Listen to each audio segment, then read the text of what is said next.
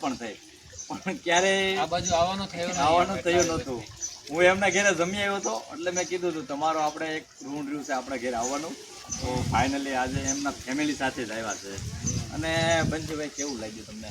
જબરદસ્ત છે આ એરિયો છે ને, ઇલાકો તમારો છે, અહીંયાનું વાતાવરણ છે. પછી જ્યારે પણ કોઈ મહેમાન આવે એટલે આટલા બધા ભાઈઓ બધા ભેગા થઈ જાય અને બધા એક મદદ કરે છે અને પ્રેમથી, એ વસ્તુ યુનિક છે. એ બધી જોવા મળતી નથી. હું ઘણી જગ્યાએ જતો હોઉં પણ જે આવે એકાદ બે જણા હોય છે, પણ હું અહીંયા 2 દિવસથી છું એટલે બધાએ જોઉં છું એટલા બધા તમારા ભાઈઓ, કાકાના દોસ્ત, મિત્ર, એ બધી વસ્તુ યુનિક છે.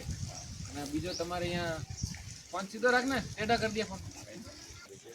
કારણ કે એની જેટલું ટ્રાવેલિંગ કર્યું છે ને એટલું ટ્રાવેલિંગ કરવું તો ભાઈ મોટા ભાગના લોકો માટે અશક્ય છે અને એક આપણા માટે તો પ્રેરણા સ્ત્રોત છે. કારણ કે એમને દુનિયાના 60થી વધારે દેશોની તેઓ મુલાકાત કરી છે. અને એવું નહીં કે 1-2 દિવસ માટે રોકાણા હોય, એક મહિનો એક દેશમાં લગભગ 2 મહિનાનું ટ્રાવેલિંગ અને નાના ગામડાથી બીજા દેશનું કલ્ચર બતાવે છે. તો એમના વિડીયો તો સુંદર આવે છે. ક્યારેક તમે એમની ચેનલ પર વિઝિટ કરજો. બંસી બિશ્નોઈ વ્લોગ એમની ચેનલ છે. અને આજે આપણા મહેમાન બન્યા છે અને આપણે આજે આપણા ઘેરે આવ્યા છે. તો એમનો અનુભવ કહીએ, અહીંયા 2 દિવસ થશે તો એમને કેવું લાગ્યું આપણા સૌરાષ્ટ્રમાં અને આપણા ગામડામાં. આપણે થોડા ચાલતા વાત કરીશું અને તમને હું કહેવા માંગીશું કે અહીંયાનો જે વાતાવરણ છે, જે તમારે ગ્રુપ છે કે તમારે જે ફ્રેન્ડની દોસ્તો છે, મિત્રો છે, ભાઈઓ છે, એ ગજબ છે. એ બધો ક્યાં જોવા મળતો નથી. હું કાલથી આવ્યો છું 2 દિવસથી, તો જે પણ બાજુથી કોઈ પણ તમારા ભાઈબંધો આવી જાય એટલે હેલ્પ કરવામાં, મદદ કરવામાં, એ એક યુનિક ચીજ છે. બાકી તમારે અહીંયાનો જે વાતાવરણ છે એ તો બહુ ગજબ છે. તમે જ્યાં પણ જાઓ મેંગોના ટ્રી એ બધું જોવા મળે છે. પછી અહીંયાનો જે વાતાવરણ છે ને એ થોડો ઠંડો છે, બીજે ખૂબ ગરમી છે. આ ગજબ છે એમ. અને ઘરની પાછળ ખેતર અને ગામની વચ્ચે પાછો આમ એટલે આખો જબરદસ્ત માહોલ છે એમ. બધી વસ્તુ સરસ છે એમ. બહુ જ ગમે. અમારા ફેમિલીવાળા એમને પણ મજા આવી એમ. ને તમે એટલું ટ્રાવેલિંગ કર્યું, એટલા દેશોમાં ગયા, એટલા ઘણા ઇન્ડિયામાં પણ હું ઘણી જગ્યાઓ ગયો પણ બધી જગ્યામાં અલગ અલગ હોય, પણ અહીંયા આવ્યા ને એ અલગ છે આખો. અહીંયા જે લગભગ આમ ભાવનગરમાં એન્ટર થઈએ ને જિલ્લામાં, ત્યાંથી આખો મોસમ બદલાઈ જાય. ત્યાંના બધી જગ્યાએ તમને મેંગો ટ્રી દેખાય, પાણી ટ્રી એ જોવા મળે. બાકી બીજે બધું સૂકો છે. અમારી બાજુ જાઓ તો સૂકો છે.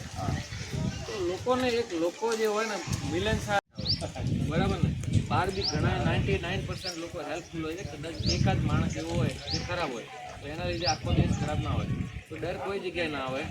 બસ વસ્તુ એ છે કે હવે આપણે અહીંયા પણ છે તો આપણે અડધી રાતે 2 વાગે દારૂ પીને નશા કરીને ખાતા હોય તો અહીંયા પણ નુકસાન થઈ જાય. તો એવી રીતે બહાર છે. તમે ટાઈમથી ટાઈમ જાઓ. હું આજે 61 કન્ટ્રી ટ્રાવેલ કર્યો. મને આજ સુધી ક્યાંય કોઈ તકલીફ નહીં થઈ કે એક જ દિવસ એવો થયો કે મારો મોબાઈલ લૂંટાઈ ગયો હોય તો બેગ ચોરાઈ ગયો. કોઈ દિવસે નહીં થયો.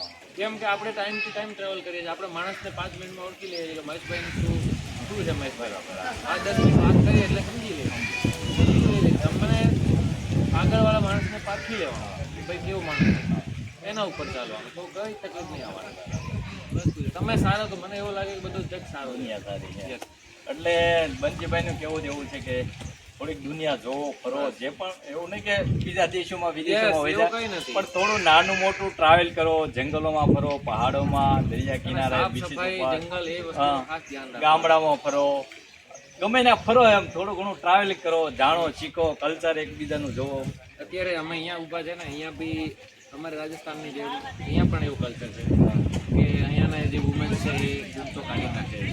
પણ મહેશભાઈને અહીંયા મેં થોડો ચેન્જ જોયો છે કે મહેશભાઈ એમના નાના ભાઈની વાઈફ છે એ બધો જમવાનો જે બનાવતા હોય તો શૂટ કરે છે, તો એ તો બોલીને બનાવી શકે છે. તો આ ચેન્જ થયો છે કેમ કે મહેશભાઈ બહાર ટ્રાવેલ કર્યો એટલે. મહેશભાઈ અહીંયા જ ઊભા હતો તો એ એવું કહેતા કે ભાઈ ઘૂમતો કેમ કાઢી